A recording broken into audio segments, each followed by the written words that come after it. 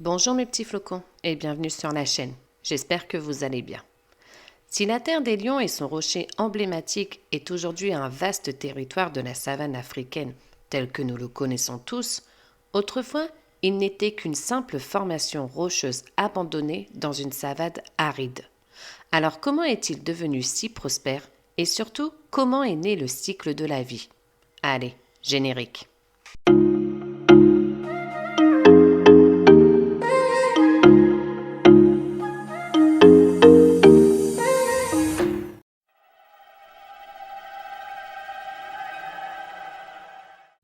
Le Roi Lion est un film d'animation qui a fait partie des succès du second âge d'or de la firme Disney.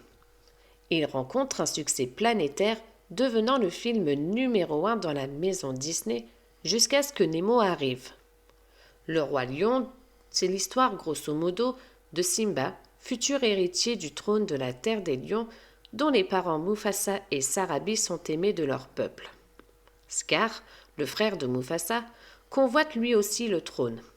Il va donc mettre en œuvre des plans diaboliques pour piéger Simba et tuer Mufasa, ce qu'il arrive à faire avec l'aide des hyènes.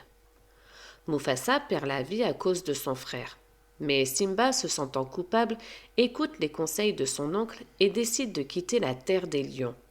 C'est ainsi qu'il se retrouve dans la jungle et va faire la connaissance de Timon et Pumba qui vont devenir ses meilleurs amis. Les années passent et Simba devient un lion magnifique, jusqu'au moment où Nala, son ami d'enfance, arrive pour trouver de l'aide. Simba, refusant d'écouter son ami, décide de s'isoler quand, grâce à Rafiki, son père lui apparaît dans les nuages. Il décide alors de retourner sur la terre des lions, affronter Scar et reprendre sa place en tant que roi légitime de la terre des lions. La terre des lions est citée pour la première fois dans le premier volet du Roi Lion. Elle y est décrite comme un vaste territoire avec pour centre le rocher de la terre des lions, où règne le roi Mufasa, la reine Sarabi, Simba leur fils, ainsi que le clan de la terre des lions. Le royaume de la terre des lions est bordé par plusieurs territoires, notamment les terres interdites, le cimetière des éléphants ou encore les terres sauvages.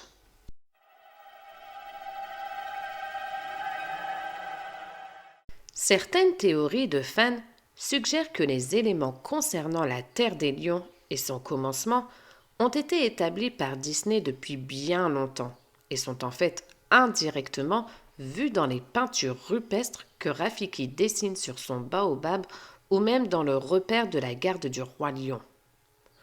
Pour les théoriciens, ces peintures ne servent pas juste à faire joli, mais elles racontent la naissance de la Terre des Lions du tout premier roi bien avant Mufasa, jusqu'à l'ascension de Kiara.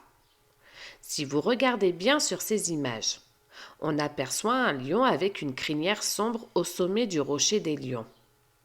Dans la série La garde du roi lion, dont on reparlera après, il est dit qu'autrefois la terre des lions était un territoire où régnait le chaos, où les prédateurs chassaient sans retenue, quand soudain, une immense tempête surgit et finit par tout apaiser. La Terre s'est transformée d'un champ de bataille en un écosystème équilibré et harmonieux. Une des peintures de la saison 3 de la garde du roi lion montre des lions qui ont l'air agressifs et surtout, ils ont l'air de chasser des animaux.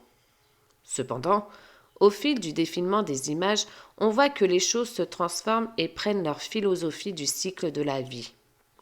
Ces images suggèrent l'existence d'un premier roi, assez philosophe, et surtout témoin des ravages causés par des animaux sanguinaires, qui a entièrement changé la façon de voir des animaux afin que le cycle de la vie et l'harmonie sur la terre des lions deviennent en accord. Avant de poursuivre la vidéo, petite question pour vous. Pensez-vous que l'harmonie et l'équilibre que nous connaissons tous dans le Roi Lion aient toujours été ainsi? Et surtout, on n'oublie pas de s'abonner et de liker.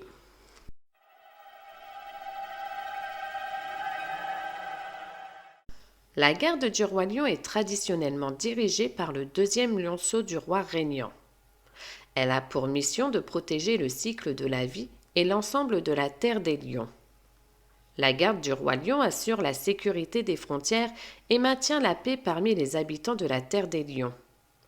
Elle est également chargée de faire face aux menaces extérieures et intérieures telles que les envahisseurs, les perturbateurs de la paix et tout animal qui ne respecte pas la loi de la terre des lions. La garde du roi lion représente différents types de bravoure. En effet, elle est constituée de 5 membres, le plus fort, le plus rapide, le plus courageux, la vue la plus perçante et le plus brave. Dans un des épisodes, on apprend qu'Ascari, alors premier lion à être à la tête de la garde du roi lion, a suivi les enseignements d'un lion ancien qui fut le premier à comprendre la relation reliant toutes les créatures.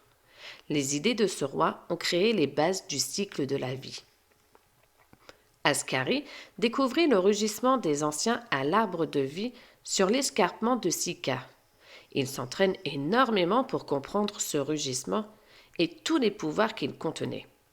Quand il finit par comprendre, il devient le tout premier lion à la tête de la garde.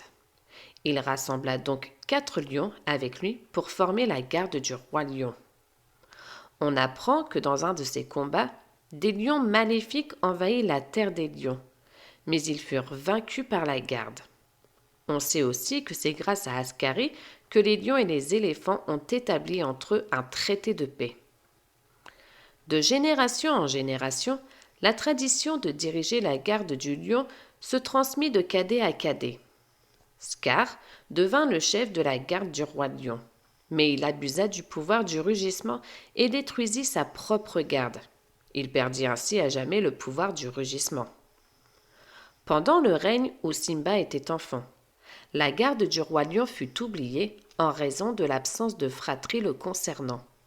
Celle-ci reprendra des années plus tard lorsque Simba et Nala eurent un deuxième lionceau, Kion, et qu'ils soient assez matures pour hériter du pouvoir du rugissement des anciens.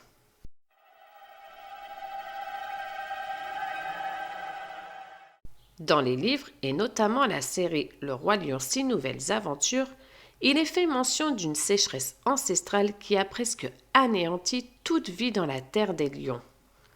Le livre dit que suite à cette sécheresse, une nouvelle forme de gouvernement se met en place et surtout une transformation dans la façon dont les lions perçoivent la relation avec la terre et les autres animaux.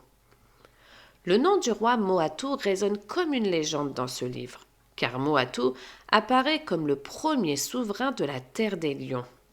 Dans le livre, on apprend que celui-ci est le grand-père de Mufasa et Scar. Durant son règne, une terrible sécheresse s'abattit, créant des conditions désespérées où les animaux luttaient pour leur survie.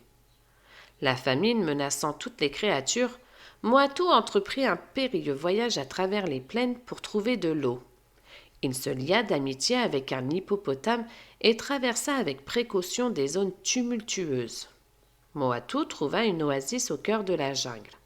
Lorsqu'il annonça cette trouvaille aux animaux, ceux-ci se mirent à courir pour être le premier à boire, mais plusieurs animaux se retrouvèrent blessés dans cette cohue. Zèbre blessa Guépard, et Moatu le porta sur son dos jusqu'à la jungle, sauvant ainsi d'innombrables vies. Cette sécheresse rappelle la description de la catastrophe qui faillit anéantir toute vie dans la savane. Les solutions de Moatu concernant la coopération entre les espèces, le partage des ressources et surtout la priorité accordée aux besoins de la communauté sont en tout point les principes fondamentaux du cycle de la vie.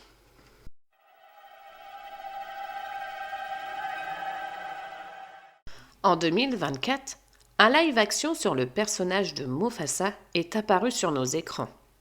Cette histoire raconte l'ascension de Mufasa et de son frère Taka vers une terre légendaire appelée Milele.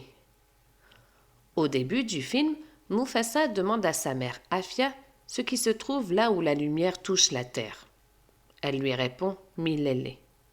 Les parents de Mufasa, Afia et Masego, l'emmènent sur cette route avant d'être séparés par un torrent d'eau. Mufasa dérivant, Taka l'aperçoit au loin et le sauve. C'est alors que la mère de Taka le prend sous son aile et l'élève comme son propre fils. Taka et Mufasa deviennent alors des frères.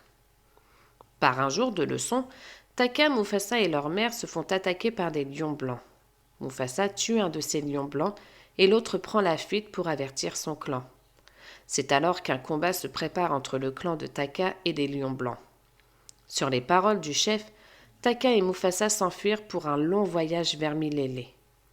Lors de leur voyage, Mufasa et Taka, rejoints plus tard par Sarabizazu et Rafiki, longent une cascade, descendent un canyon et traversent une chaîne de montagnes. Ils finissent par atteindre Milélé, le lieu qui deviendra la Terre des Lions. Mufasa contribue à la création de la Terre des Lions grâce à sa façon de voir les choses et à son leadership. Cependant, tous craignent que les lions qui traquent Mufasa et Taka, sachant qu'ils pourraient semer la terreur à Milélé, Mufasa motive les animaux à s'unir contre les lions ennemis en leur expliquant les forces de chaque espèce.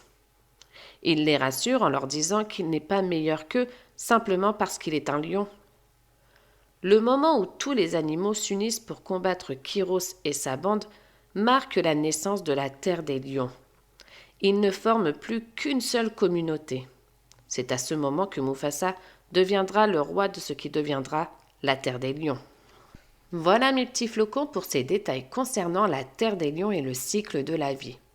Comme tu peux le voir, il existe plusieurs réponses potentielles quant au commencement de la Terre des Lions et à son cycle de la vie.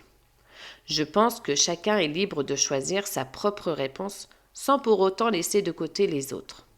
Sur ce, je vous fais des bisous, je vous souhaite une bonne journée et je vous dis ciao!